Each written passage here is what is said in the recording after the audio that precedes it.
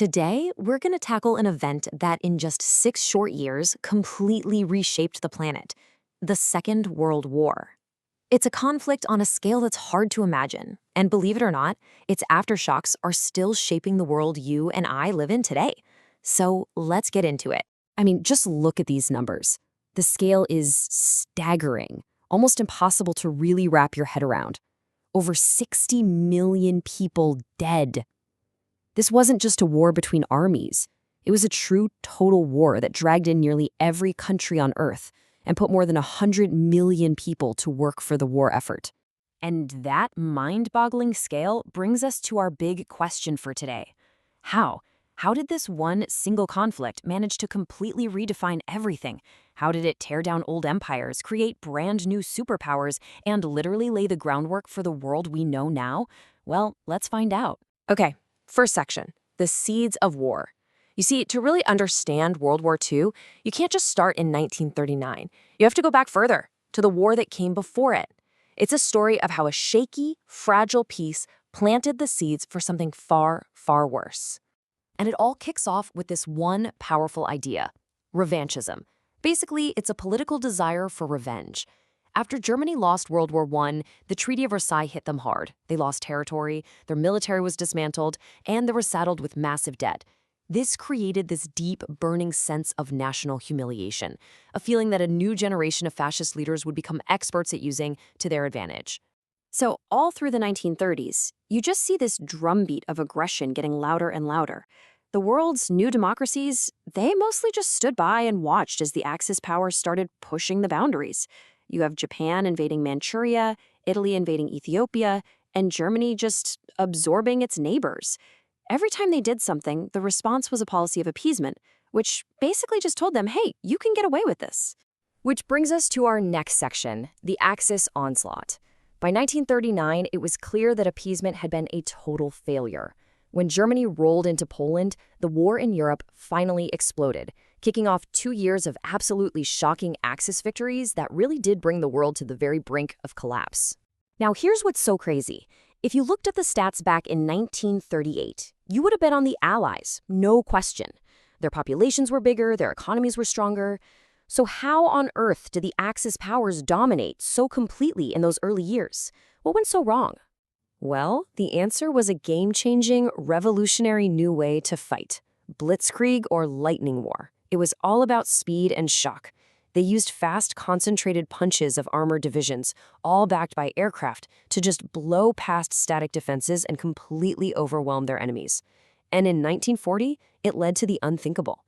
They conquered France in just 6 weeks. Feeling unstoppable, the Axis powers decided to go all in. Germany launched a massive, brutal invasion of the Soviet Union, and then, a few months later, Japan's surprise attack on Pearl Harbor woke up the sleeping giant, the United States. At that moment, this was no longer a European war or an Asian war. This was now, officially, a world war. And this is where things take a critical turn. 1942 was really the high watermark for the Axis. They were at the peak of their power. But from this point forward, the era of their easy, lightning-fast victories was over. The long, slow, grinding Allied counterattack was about to begin. The turning point really came down to 2 massive, decisive battles happening at almost the same time on opposite sides of the planet. Out in the Pacific, the U.S. Navy absolutely devastated the Japanese fleet at the Battle of Midway, crippling their ability to go on the offensive. And on the Eastern Front, the Soviets managed to encircle and completely destroy an entire German army at Stalingrad. For the first time, the Axis was on the back foot. So the war shifts. It's no longer about quick victories. It's a brutal battle of production, of attrition. And this is where industrial power becomes everything. The Allies, especially once the United States fully geared up as the arsenal of democracy, could simply make more of everything. Look at this. America alone produced almost 2/3 of all Allied munitions. That's an economic tidal wave the Axis simply could not survive. Which leads us to the final phase, the endgame and a new world. With all the momentum and this overwhelming industrial power on their side, the Allies got ready to deliver the final blows. Actions that wouldn't just end the war, but would build an entirely new world from the ashes. On June 6, 1944, D-Day, the Allies finally opened that massive second front in Western Europe. From there, you see this relentless push, with Allied forces squeezing Germany from both the west and the east. Berlin falls, and we get VE Day in May 1945. But the war in the Pacific raged on for 3 more months until the US made the world-changing decision to use 2 atomic bombs on Japan, forcing its surrender. Once the fighting stopped, the world didn't just snap back to the way it was. No way. A totally new one was forged in the wreckage. The United Nations was born, hoping to prevent another disaster like this. But that wartime alliance between the winners, it fell apart almost immediately, leaving 2 new rival superpowers, the US and the Soviet Union, to face off in a new kind of conflict, the Cold War. And that brings us to our final section, the war's legacy. Because when you strip away the politics, the new borders, and the new alliances, the deepest, most profound legacy of the war is its staggering, unfathomable human cost. 61 million. Just let that number sink in for a second. It's so big, it's almost meaningless.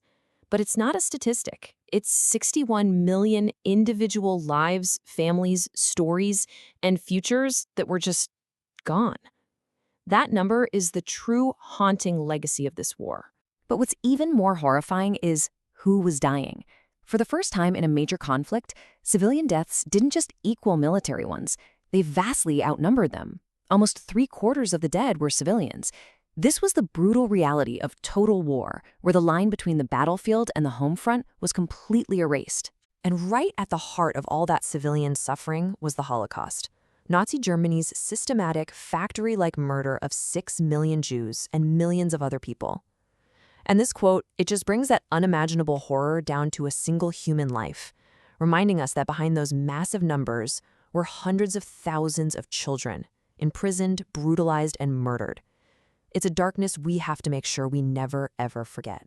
So when you look around today at the United Nations, at the nuclear age, at the alliances and the tensions that define our lives, so much of it was forged in the fires of World War II.